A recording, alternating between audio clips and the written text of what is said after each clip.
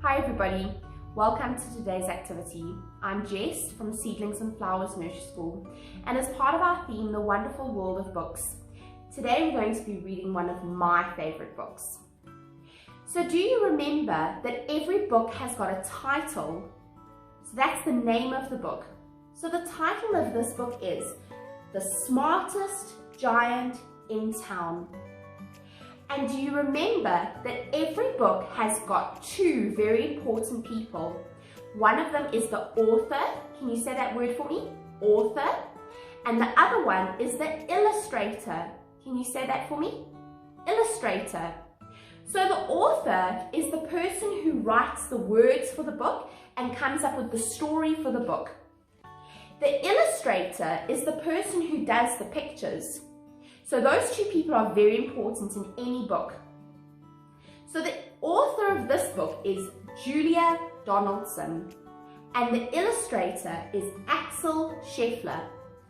Now, do you also remember that every book has got a spine? So just like we've got a spine in our back, so the spine is what keeps the book together. So are you ready to read this book with me? Are we ready? So it says, George was a giant, the scruffiest giant in town.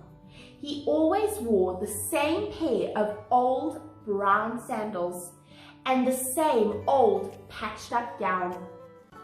I wish I wasn't the scruffiest giant in town, he said sadly. Oh, poor George. But one day, George noticed a new shop. It was full of smart clothes. So he bought a smart shirt, a smart pair of trousers, a smart belt, a smart stripy tie, some smart socks with diamonds up the side, and a pair of smart shiny shoes. Now I'm the smartest giant in town, he said proudly. George left his old clothes behind in the shop. He was about to go home when he heard a sound. On the pavement stood a giraffe who was sniffing sadly. "What's the matter?" asked George.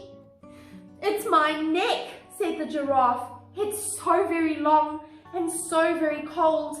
I wish I had a long, warm scarf." Oh, shame, the poor giraffe's neck's cold. "Cheer up," said George, and he took off his stripy tie. "It doesn't match my socks anyway," he said, as he wound it round and round the giraffe's neck. It made a wonderful scarf. "Thank you," said the giraffe. As George strode towards home, he sang to himself, "My tie's a scarf for a cold giraffe, but look me up and down, I'm the smartest giant in town." George came to a river. On a boat stood a goat who was bleating loudly. "What's the matter?" asked George. "It's my sail," said the goat. "It blew away in the storm. I wish I had a strong new sail for my boat." Shame, the poor goat. "Oh, cheer up," said George, and he took off his new white shirt. "It kept coming untucked anyway," he said, as he tied it to the mast of the goat's boat. It made a magnificent sail. "Oh, thank you," said the goat. George strode on, singing to himself, "My tie's a scarf for a cold giraffe, my shirt on a boat is a sail for a goat, but look me up and down, I'm the smartest giant in town." George came to a tiny ruined house. Beside the house stood a white mouse with lots of baby mice, and they were all squeaking. "What's the matter?" asked George. "It's our house," squeaked the mother mouse. "It burned down, and now we have nowhere to live. I wish we had a nice new house." What could George give her, do you think? "Cheer up," said George, and he took off one of his shiny shoes. "It was giving me blisters anyway," he said. As the mouse and her baby scrambled inside, the shoe made a perfect home for them. "Oh, thank you," they squeaked. George had to hop along the road now, but he didn't mind. As he hopped, he sang to himself, "My tie's a scarf for a cold giraffe, my shirt's on a boat is a sail for a goat, my shoe is a house for a little white mouse, but look me up and down, I'm the smartest giant in town." George came to a campsite. Beside a tent stood a fox who was crying. "What's the matter?" asked George. "It's my sleeping bag," said the fox. "I dropped it in a puddle. I wish I had a warm, dry sleeping bag." "Cheer up," said George, and he took off one of his socks with diamonds up the side. "It was tickling my toes anyway," he said as the fox snuggled into it. It made a very fine sleeping bag. "Oh, thank you," said the fox.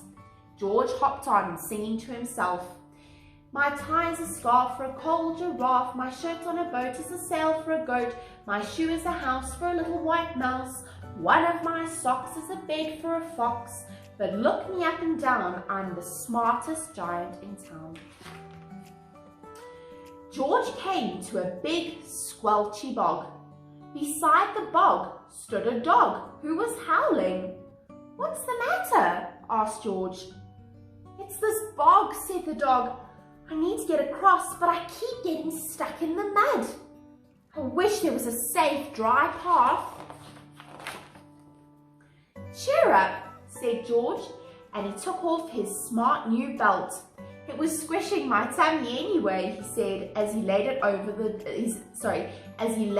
down over the bog. It made an excellent path. "Oh, thank you," said the dog. The wind started to blow, but George didn't mind. He hopped on, singing to himself. Do you think you can sing with me, everybody? So, my tie is a scarf for a cold giraffe, my shirt's on a boat is a sail for a goat, my shoe is a house for a little white mouse, one of my socks is a bed for a fox, but my belt helped a dog who was crossing a bog, but what's gonna happen? My trousers are falling down! I'm the coldest giant in town! Suddenly, George felt sad and shivery and not at all smart. He stood on one foot and thought, "I'll have to go back to the shop and buy some more clothes," he decided. He turned round and hopped all the way back to the shop. Shame, poor George. But when he got there, it was closed. "Oh no," cried George. He sat down onto the doorstep and a tear ran down his nose. He felt as sad as all the animals he'd met on his way home. Then, out of the corner of his eye, he saw a bag with something familiar poking out of the top.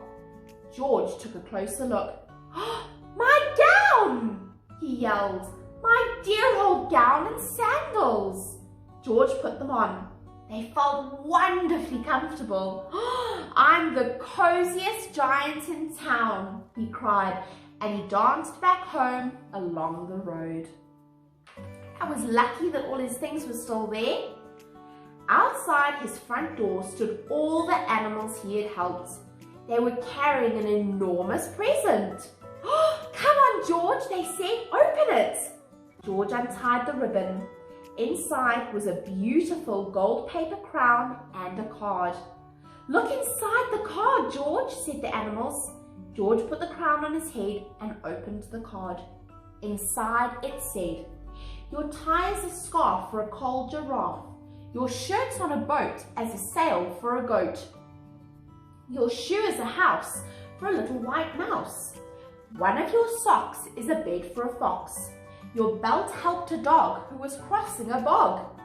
So here is a very fine crown to go with the sandals and gown of the kindest giant in town." So you see, everybody, George met all those animals and they all needed help, and he was so kind by helping them as much as he could. And you see, by helping other people, they were so grateful that they came at the end and they gave him a present. So isn't that lovely? Moms and dads, if you like this video, please give us a big thumbs up. Please don't forget to subscribe, and remember, never stop learning. See you next time. Bye.